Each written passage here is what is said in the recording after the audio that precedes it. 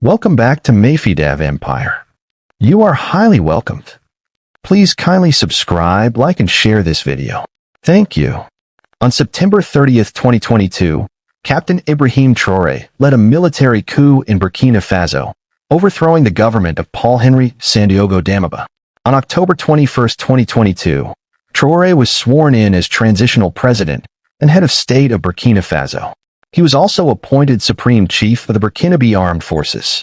He is the youngest head of state in the world. Ibrahim Traoré was born in 1988 in Bondokui, Burkina Faso. He attended primary school in his hometown and secondary school in Bobo-Dioulasso, Burkina Faso's second-largest city. In 2006, he entered the University of Ouagadougou, graduating in 2009 with honors. Later in 2009, he enlisted in the Burkinabe Army. He quickly impressed his superiors and was sent for anti-aircraft training in Morocco. In 2014, he was promoted to lieutenant. In 2018, Traoré served with the United Nations peacekeeping forces in northern Mali.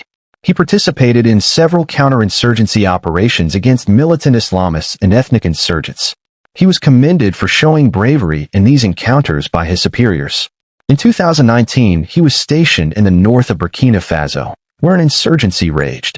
He was later promoted to captain. The rebel insurgency has had grave consequences for the people of Burkina Faso.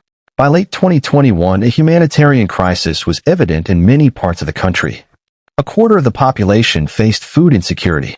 Food shortages were common in many areas. Various insurgent groups roamed freely in the countryside. Some were allied with Islamic State, others with Al-Qaeda. In January 2022, a military coup led by Paul-Henri Damiba overthrew the civilian government. Under the new government, little improvement was seen by many members of the military.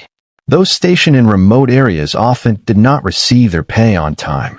In mid-September 2022, 11 soldiers were killed in the north of the country by insurgents. This sparked rage among many soldiers. Traoré rallied the soldiers and led a coup against Damiba, who fled the country. Traoré was installed as transitional president and promised elections in 2024 or sooner. In the immediate aftermath of the coup, anti-French and Western sentiments were voiced by many coup supporters. Others voiced pro-Russian opinions. ECOWAS, an organization of West African states, condemned the coup but took little action against the new government.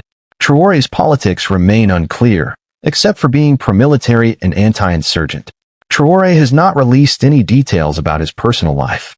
Shortly after staging a coup against Damiba's administration in September 2022, Traoré acknowledged that his age, 34, would be a subject of discussion among those questioning his presidential credentials. I know that I am younger than most of you here. We did not want what happened, coup against Damiba, but we did not have a choice, he told government officials in October 2022. The international shine on him appeared to have faded until July 2023, when he accompanied 16 other African heads of state to St. Petersburg in Russia for a meeting with President Vladimir Putin, who had organized the Russia-Africa Summit. His fellow presidents were dressed in their characteristic custom-tailored, expensive suits. But the towering Traoré, who is slightly above 6 feet in height, showed up in military combat clothing, complete with a red beret and tactical gloves. While walking past the security officers who were saluting the arriving heads of state at the summit's venue, Expo Forum, Traoré was one of the few, if not the only visiting president who saluted back. If that did not appeal to the world's optics, his muscular physique and unique presence, even in Putin's proximity, did when he posed for a photograph with a Russian leader. The saluting, the picture with Putin and the dress code earned him the attention, but his speech during the Russia-Africa Summit held between July 27th and 28th earned him plaudits. The problem is seeing African heads of state, who bring nothing to people who are struggling, singing the same song as the imperialists who call us militia. As a result, they end up referring to us as people who do not respect human rights, Traoré said. We, African heads of state, must stop acting like marionettes who dance each time the imperialists pull on our strings.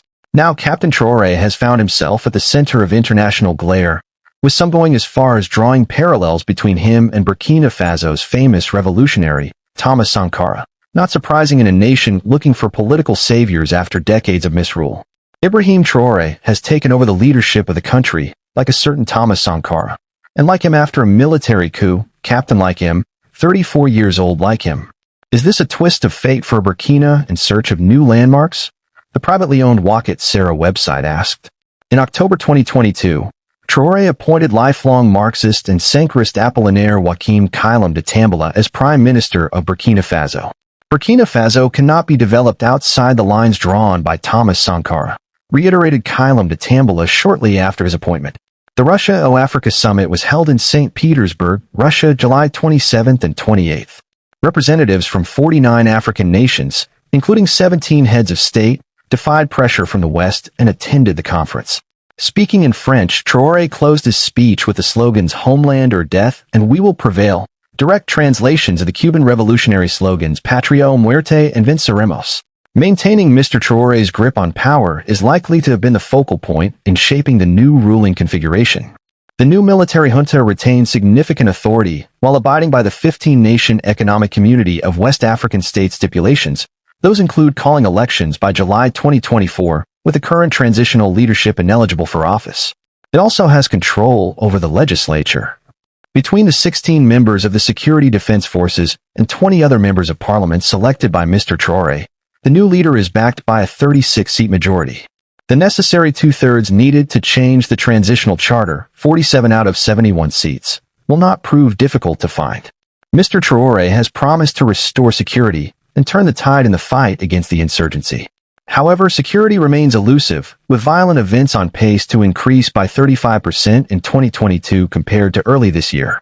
In late October, apart from the formation of 6 new rapid intervention units, Mr. Traoré announced a nationwide initiative to recruit 50,000 civilians as army auxiliaries to strengthen Burkina Faso's forces against the jihadists. In 2016, a similar strategy led to the creation of local community security structures, SCLSs, and later in 2020, to the Volunteers for the Defense of the Homeland VDPs, with an even more militarized role than the SCLSs.